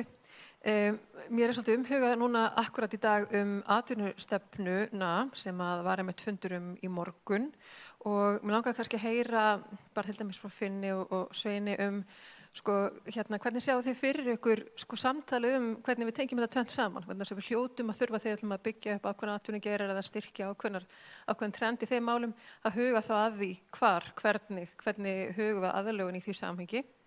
Og svo langar mér þess að henda einni spurningu á Heiðu varðandi það að við Íslendingar sem að eigum séreignir, okkar lífeyrir allir svona meira og meira bundin í þessum húsnæði. Og húsnæði þá eitt af þessum þáttum sem að lenda í áhættuflokki eftir hvar við erum á landinu og svo framvegis. Hvað eigum við sem almenningi að finnast það? Hvernig eigum við að hugsa þetta og okkar ákvarðanir þegar kemur að fasteigna kaupum og sölu? Það næst, já. Hérna þessi svarta, já. Hæ, Páll heiti ég. Það var smá trikki að það stór spurning. En nú minnskilningur á fjármálageiranum, landbúnaðinum og sjávarútveginum að svona optimal snertiflötur hins opinbera og einkageirans ennþá dálítið óskilgreindur. vanfjármagnað nánast allar loftslagsaðgerðir aðrar heldur en orku innviða fjárfestingar, ekki skýrt uppskeru, brests, tryggingar, hver á að fara með það. Sveit var að benda á mjög viðeigandi vandamál varðandi sjávarútveginn. Ef eitthvað ykkar með sérstakar pælingar varðandi hvernig ætti að þróa þennan snertiflöt frekar, þá væri áhugavert að heyra frá því. Snertiflöt á milli, segirðu? Milli hins opinbera og einkageirans. Já, takk. Dæmi fjármálageirans, það gert ráð fyrir að einkageirinn, bankarnir og lífeyrissjóðurinn fjármagni loftslagsaðgerðir, en það í rauninni hefur ekki verið að gerast nema varðandi orku fjárfestingar og skilaboðin til dæmis frá lífeyrissjóðunum að það fjárfestingapípuna vantar. Það ekki hægt að réttlæta fjárfestingar sérstaklega. Það vantar einhvers konar inngrip mögulega frá hinu opinbera. Ok, ég hættur. Takk. Heyrðu, þetta eru góðar fyrstu spurningar. Það sem sagt samþætting stefnu til dæmis líffræðilega fjölbreytni, atvinnustefnu og svo einmitt fjármálageirinn og lífeyrissjóðirnir, húsnæðið og það. Hver vill byrja? Sveinn? Já, ég skal byrja. Hvað hef ég langan tíma? Það ekki. Sko, byrjum bara á líffræðilegu fjölbreytninni og loftslagsmálum. Það auðvitað engin spurning að þetta hangir saman. Brim núna í 2 verkefnum. Annað heitir Marine Guardian, hitt heitir MECCAM, þar sem við erum með Hafrannsóknastofnun, Matís, Stiku Solutions, Hampuðinni og fleirum, þar sem nákvæmlega verið að horfa á þetta. Hvernig í rauninni MECCAM svona loftslagsfókusinn, Marine Guardian, líffræðileg fjölbreytni. Og verið að horfa á það hvernig tengjum við þetta saman og þá einmitt gögn frá skipum, hvernig geta þau í rauninni aðstoðað vísindin og svo framvegis. Já, það þörf á því. Varðandi atvinnustefnuna, þá held ég ætla að fá að halda því bara áfram að þá aftur ástæða til þess að samþætta enn frekar. Þetta alltaf samþætting, við þurfum hráefni, við þurfum orku, svo þurfum við hugmyndir og getu til að koma orku og hráefnum í verðmæti og það auðvitað lykilatriði. Og ég verði að fá að nefna, svona sem fyrrum sveitarstjóri, að við verðum að horfast í augu við það að við getum ekki bara safnað öllum á einn punkt á landinu. Það gengur ekki. Það alveg ljóst. Þannig að útsvarsmódel sveitarfélagana, eða tekjumódelið, útsvarið og fasteignagjöldin, þetta verður að breytast. Ég ætla að leyfa mér að fullyrða að það muni lítið sem ekkert gerast að viti í raunverulegri aðlögun fyrr en það gerist. Og það endurspeglast í rauninni í líffræðilegu fjölbreytninni. Við erum að flytja inn núna soja fyrir ég veit ekki hvað marga milljarða til þess að gefa kjúklingum, svínum og svo framvegis eitthvað að éta, svo við getum í rauninni verið í verksmiðjubúskap. Það búið að taka 10 milljón hektara, það cirka 1 Ísland af regnskógunum í Amazon og umbreyta núna á 10 árum í sojaakra og nautgripa svæði. Þannig að við erum upp á einhverju marki að leyfa Íslandi að fara í ákveðna svona vannýtingu með því að sanka miklu á sama stað, en við erum bara að taka það út annars staðar. Þannig að ég ætla að fá að taka það kannski bara aðeins inn í spurninguna þína varðandi opinbera geirann og einkafyrirtæki. Þar held ég að sé í rauninni bara gagnsæi, opið samtal og bara horfast í augu við staðreyndir. Það lykilatriði. Ég held að einkageirinn verði að fá að vera í ákveðnu forystuhlutverki þegar að kemur að því að þróa hlutina, auka þekkingu, auka verðmæti, en síðan ef ég bara horfi aftur, ég hef líka verið forstjóri í Matís, sem jú fyrirtæki í eigu hins opinbera og þar þessi brú svo óbáðslega mikilvæg. Það þörf á því að brúa á milli stofnana og svona opinbera geirans og yfir til einkageirans fyrirtækja. Þetta ekkert einfalt, það búið að tala þetta margoft, það eru gjarnan veggir á milli ráðuneyta líka og svo framvegis og svo eru líka miklir einkahagsmunir sem spila þarna inni. Þannig að þetta engan veginn einfalt, en ég held að gagnsæi í rauninni sé lykilatriði þegar kemur að þessu. Þinni spurningu, Páll. Takk fyrir, viltu koma næst? Já, takk Skúli fyrir spurninguna hvernig við getum samþætt líffræðilega fjölbreytni inn í aðlögun og loftslagsbreytingum. Eins og ég nefndi áðan þá eru sveitarfélögin mörg hver lítil og kannski með tiltölulega lítið bolmagn til að sinna umhverfismálum almennt. Þannig að það getur verið galla en það getur líka verið kostur. Það að segja að við séum með hálft stöðugildi sem kannski að sinna úrgangsmálum, loftslagsmálum, aðlögun og líffræðilegri fjölbreytni og þar með þéttist málaflokkurinn dálítið niður í eitt lítið stöðugildi eða hálft stöðugildi og einn starfsmaður kannski meðvitaður allar þessar stefnur sem að eru kannski í Reykjavík fleiri starfsmenn. Þannig að það getur verið kostur hvað sveitarfélögin eru oft fámenn og þekkingin þar með svona þjappast niður í smærri einingar og sveitarfélögin eru mjög spennt fyrir náttúrumiðum lausnum og það er eitthvað sem við hjá sambandinu erum að leggja mikla áherslu á í samstarfi við Land og skóg til dæmis að átta okkur á því sko, hvernig getum við nýtt lausnir náttúrunnar sem eru oft ódýrari og aðgengilegri heldur en einhverjar steyptar gráalausnir. Þar má nefna sveitarfélög eins og Grundarfjörð sem eru að stíga sín fyrstu skref í að nýta blágrænar ofurslausnir sem ákveðna leið til þess að aðlagast aukinni úrkomu ákefð. Þannig að þar eru strax komið mjög skemmtileg dæmi hjá sveitarfélögum sem eru að nýta sér náttúrumiðalausnir. Ég hugsa að ég geti svarað spurningunni frá Elvu og Páli dálítið saman. Við fórum hjá sambandinu í smá hringferð Vestfirði á síðasta ári til að koma þeim sveitarfélögum á stað í að búa sér til loftslagsstefnu sem er lögbundið hlutverk sveitarfélaga og þar voru við ráðleggja sveitarfélögunum að vera ekki bara að horfa á hvar er mesta losunin frá sveitarfélaginu sjálfu. Þetta líka átt að segja á því hvernig er starfsemi innan sveitarfélagsins samsett. Hvaða atvinnustarfsemi viljið þið laða að ykkur sem er framtíðarhæf. Bæði þegar kemur að þið verum með lága losun með framleiðsluna en líka þegar kemur að því að átt að segja því hvað getur atvinnulífið lagt til þegar kemur að því að aðlaga sveitarfélagið að loftslagsbreytingum. Og þar kom upp ein bara mjög góð og skemmtileg hugmynd sem að kjarnar þetta dálítið vel að í Reykhólahreppi eru gróðureldar stórt áhyggjuefni með auknum þurrkum og þá kom hugmynd að virkja eitt fyrirtæki, stórt fyrirtæki í sveitarfélaginu og sjá hvort það geti skaffað vatn, bara mjög mikið vatn sem er af skornum skammti í sveitarfélaginu ef það kom upp gróðureldar. Þannig að þarna er strax komin allavega hugmynd, ég veit ekki hvort það er búið að raungera þetta, en hugmynd að því hvernig atvinnulífið getur tekið beina þátt sem einhvers konar tryggingaraðili ef ákveðin náttúruvá kemur upp. Takk. Jóhanna eða, já? Já, til að svara Skúla var þetta stefnu líffræðilegum fjölbreytileika og landbúnað. Við náttúrulega landbúnaðarskólanum erum í miklu kannski breiðari geirum heldur en bara landbúnaði. Við erum meðal annars með skipulagsfræðina og landslagsarkitekturinn, en við erum líka með náttúru- og umhverfisfræði og við erum til dæmis núna í stóru LIFE-verkefni saman með Land og skóg og Náttúrufræðistofnun þar sem við erum að skoða endurheimt votlendis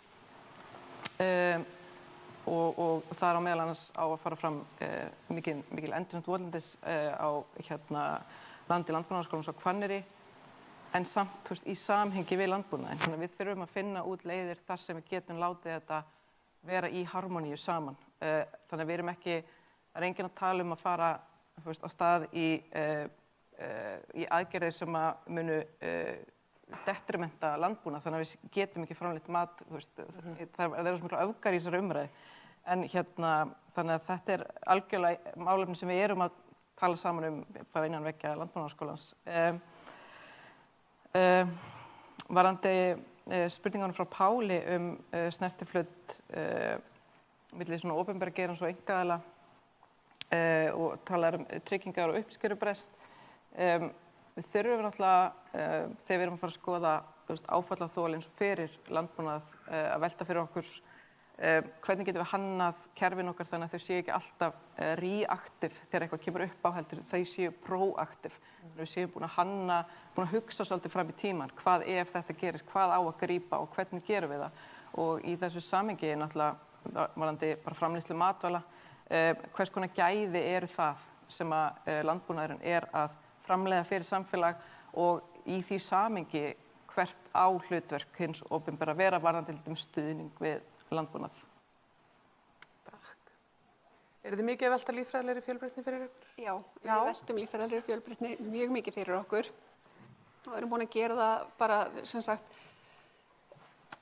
virt síðan 2022. En undanfari þess var náttúrulega að allir bankarnir eyddu mjög löngum tíma og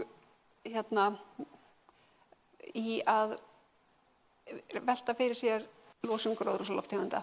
Og það er náttúrulega aðalega fjármagnari losun, sem sagt út af því að auðvitað mesta losun bankanna í gegnum útlán okkar til fyrirtækja en ekki gegnum rekstur á skrifstofunum okkar.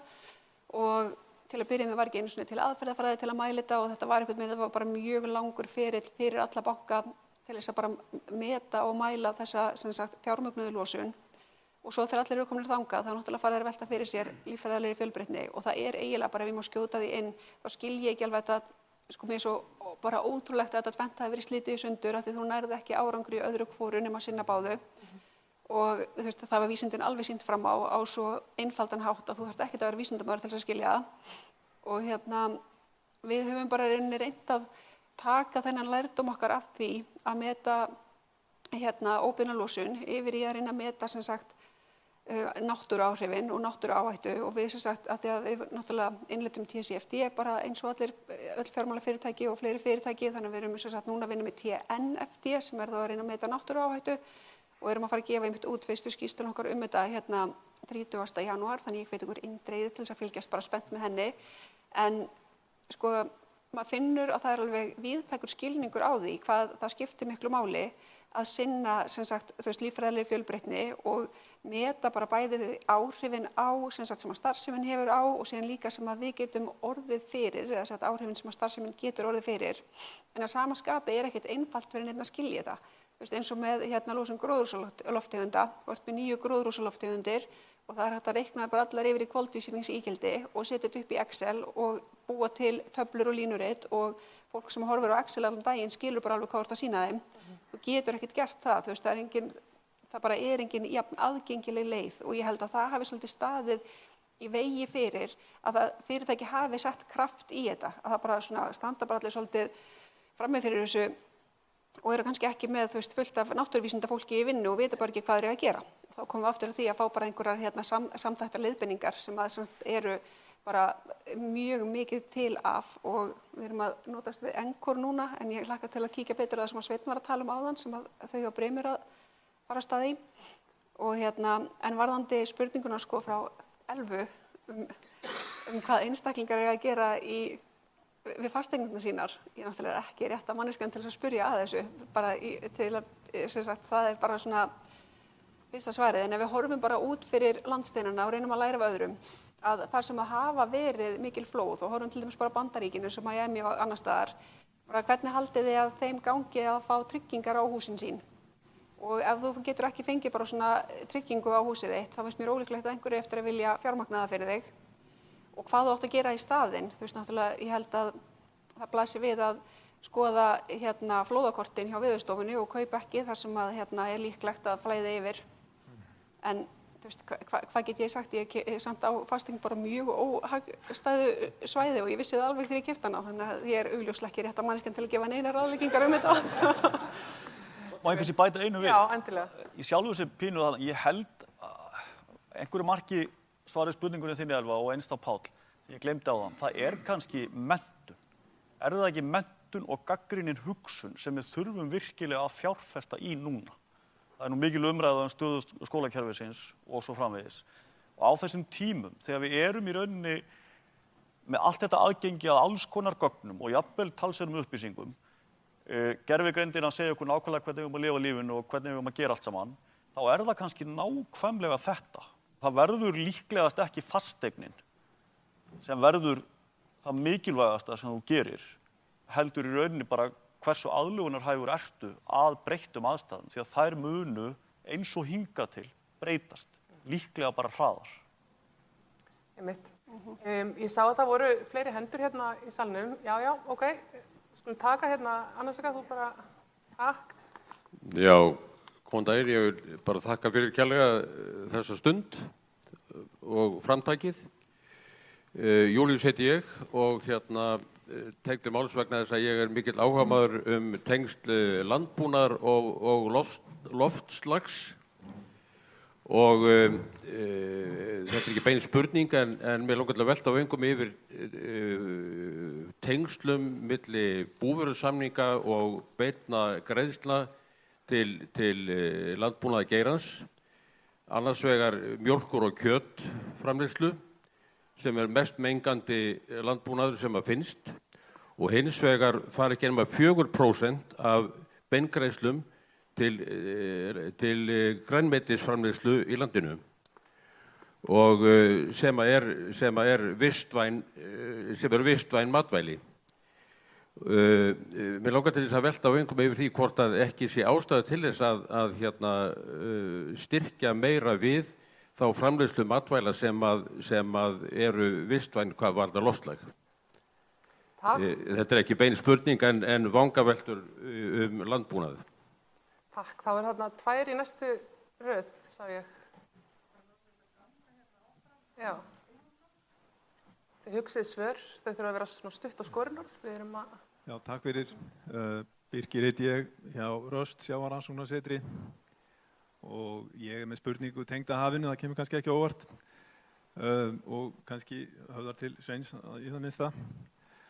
Mín spurning er hvort að við teljum að núverandi hafrannsóknir svari þeim spurningum sem þarf að svara eða hvort að til staðar séu einhverjar ákveðnar þekkingagloppur sem að þurfa að fylla eða rannsóknar þörf sem að þurfi að efla til að geta stutt við góðan, til að geta stutt við gott áhættumat fyrir sjálfbæra nýtingu auðlinda hafsins í framtíðinni. Takk. Takk. Var eini viðbót þarna, já. Síðasta spurningin í dag. Já, takk fyrir Gunnar þetta hjá Deloitte og mín spurning er svona aðeins minna tæknileg. Nú er búin að vera svolítið mótbyr í sjálfbærnimálum, má segja undanförnu ári eða 1,5. Og maður finnur svona stemmingin er svona búin að minnka svolítið mikið, bæði í samfélaginu, atvinnulífinu, jafnvel í stjórnmálum. Og mér langar svona að spyrja ykkur svona hvert á eitt, hvernig sjáu þið tækifæri að leiði til þess að snúa þessu við, til þess að geta svona farið í þessar aðgerðir sem að standa okkur frammi fyrir. Takk. Takk. Jæja, það er landbúnaðurinn. Jóhanna, kannski liggur svona beinast við þar að ræða mismunandi styrktarkerfi. Já, ég skal bara taka spurninguna frá Júlíusi. Við gáum út skýrslu stuðningskerfi landbúnaðarins 2024 þar sem við meðal annars bentum á það að íslenska stuðningskerfið er svona óvenjulega mikið í átt á það að þessi framleiðslutengdi stuðningur hann er óvenjulegur og bæði okkar nágrannalönd og önnur Evrópulönd hafa svona í frekara mæli verið að styðja við einhvers konar umhverfismarkmið innan ramma búvörusamninga heldur en við höfum gert og ég hef svo sem ekki kíkt í pakkan hvað er í nýju búvörusamningum en þetta er allan eitthvað sem við svona bentum á að væri ólíkt því sem gerist í kringum okkur. Og svo spurningin frá Gunnari, er það ekki? Ég held sko að til þess að ná til almennings þá meðal annars er hægt að bara freyma þessa hluti öðruvísi. Þetta er líka öryggismál. Þetta er ekki bara eitthvað allir haldast í hendur á grænu engi og pæli í umhverfismálum. Þetta er í alvörinni spurning bara samfélagslegt áfallaþol, þetta er þjóðaröryggi, það þarf að bara freyma þetta kannski öðruvísi til þess að reyna að lokka fólk til þess að hafa meiri áhuga á þessu og fá meiri umræðu út í þjóðfélaginu. Það er svona mín 2 cent. Takk fyrir. Það var þetta með Hafró og rannsóknirnar. Já, svarið við spurningunni sem sagt hvort að hafrannsóknir séu nægilegar til að gera gott áhættumat er nei. Það er ósköp einfalt. Það er algjörlega eðlilegt að svarið sé nei því að við erum auðvitað bara, má segja, alltaf í aukinni þekkingarþörf og ég bara tek undir þessi Jóhann er að nefna. Sko, hafrannsóknir segir með drónum eru augljóst varnarmál. Það bara blasir í rauninni við að samnýta dróna til að fylgjast með annars vegar lífríkinu og hins vegar neðarsjávarköplum og svo framvegis. Auka samstarf með útgerðum og öllum þessum skipum sem eru þarna úti, nýta gögn úr virðiskeðjunni og svo framvegis. Það er fullt af möguleikum þarna og það er kannski hluti af því spurningunni þinni Gunnar. ég myndi ekki endilega segja hefði verið mótbyr. Það bara búin að eiga sér stað eðlileg gagnrýnin umræða og ég held að við séum sjálfu sér á vissu marki bara alveg á réttri leið. Það var of mikil áhersla á skýrslugerð í tillögum Evrópusambandsins varðandi CSRD og svo framvegis. Það bara mín skoðun. Ég held að sé skynsamlegt að við horfum meira á aðgerðir, horfum meira á að gera en að ef að segja skrifa, en höldum jafnframt, höldum gagnsæinu, höldum í rauninni sköpunargáfunni og kannski í því samhengi, langar mér að nefna varðandi spurningu Júlíusar, ég má aðeins koma með landbúnaðinn. Ég er alinn upp á landbúnaðarsvæði, að vill svo til að ég er alinn upp á sama sveitabæi eins og afi forsætisráðherra. Þannig að ég gladdist mjög þegar hún talaði Lýtingsstaðarhreppinn í áramótaávarpinu.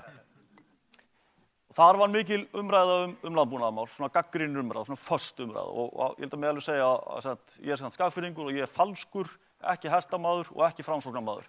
Maður gerir með algjöru viðrinni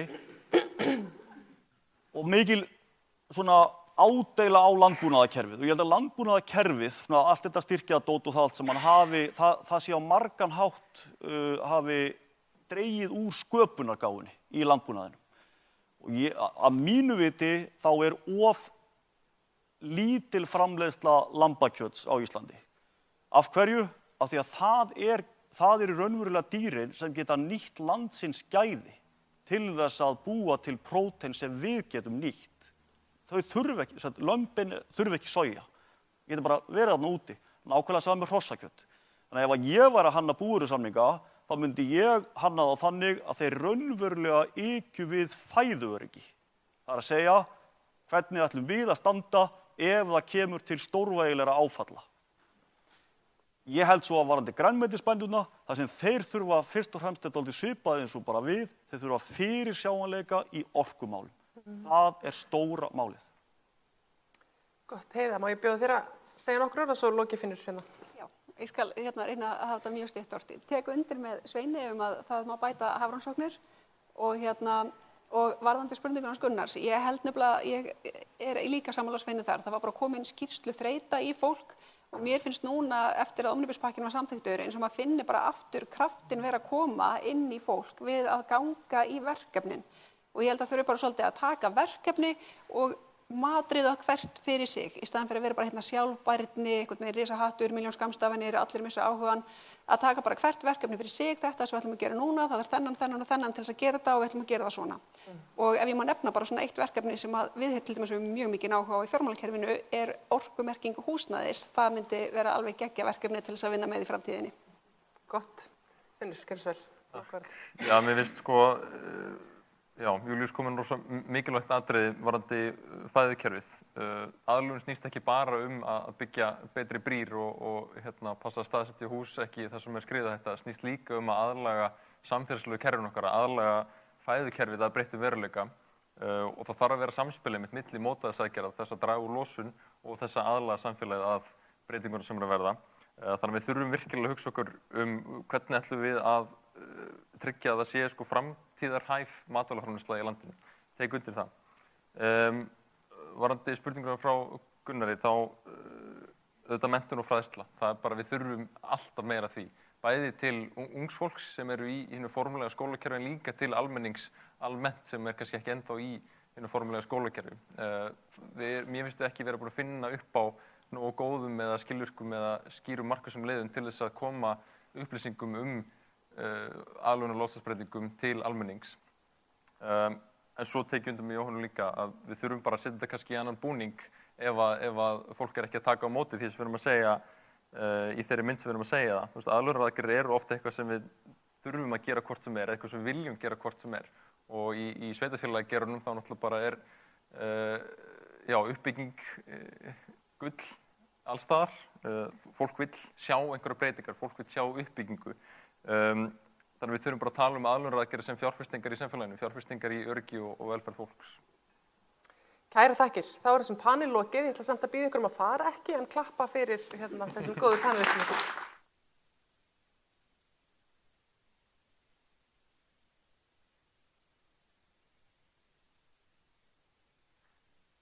Ég þakka ykkur öllum alveg kærlega fyrir þáttökuna í þessum panel og nú erum við bara að koma að lokum þessa málþings. Áður en að ég bið ráðherra að koma hér upp og slíta þessum viðburði okkar, þá ætla ég bara að minna á eða segja ykkur frá því að 12. febrúar þá er sem sagt annar fundur aðlögun sem fjallar aðlögun sveitarfélaga. Það verður haldinn í Hofi á Akureyri og er undir hatti Byggðastofnunar og aðgerð í byggðaáætlun svona tilraun til þess að gera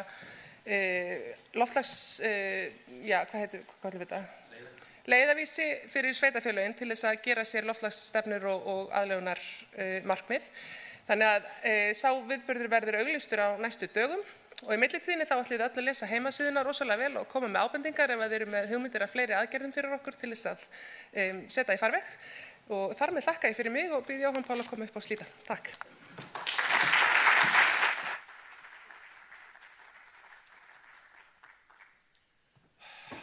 Takk kærlega öll fyrir komuna og takk þáttakendur í pallborði og fyrirlesarar. Þetta búið að vera mjög fróðulegt og gott samtal sem við höfum átt hér í dag og við höfum verk að vinna. Takk.